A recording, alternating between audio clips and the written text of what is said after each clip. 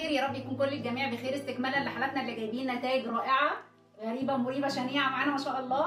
القمر بتاعنا ما شاء الله في شهرين يا جماعه ابتدت معانا 50.4، احنا النهارده ما شاء الله تبارك الرحمن 56.5. الجمال ده كله في شهرين، اختلفنا قولا وفعلا ما شاء الله. يعني بقى فرقتي بايه؟ كل حاجه. ايوه قولي لي حاجه من اللي ربنا كتبها علينا. مشكلتي دلوقتي ان انا عايزه بنطلونات. هي جايه بتقول لي انا عايزه بنطلونات، قلت لها طب ماشي نشتري، ايه المشكله؟ يعني احنا عاملين نتيجه تحفه ما شاء الله. البنطلونات كلها ما بقتش تخش فيها الجمال ده يا جماعه في شهرين. البنطلون ده كان بيقع عليا اصلا ما شاء الله. يعني كنت بمسك وسطه كده ودلوقتي يعني مش عايزه اقول لك، هي بتقول لي من شويه انا عايزه افتح الزرار عشان اعرف اتنفس. بجد. والبلوزه بتاعت مين؟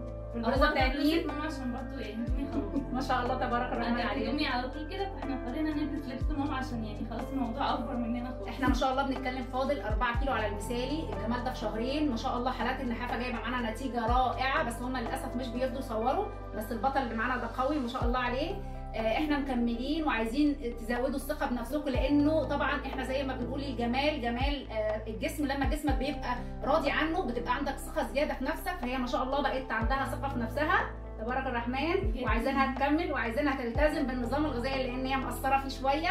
فهي لو ظبطه كمان كنا احنا قصرنا المده اكتر من كده بكتير.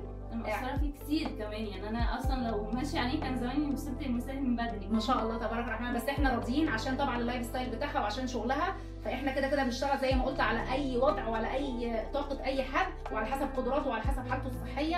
فانا مبسوطه بيكي وعايزاكي تكملي اكتر حبيبه قلبي. دايما حبيبه قلبي دمتم اصدقاء.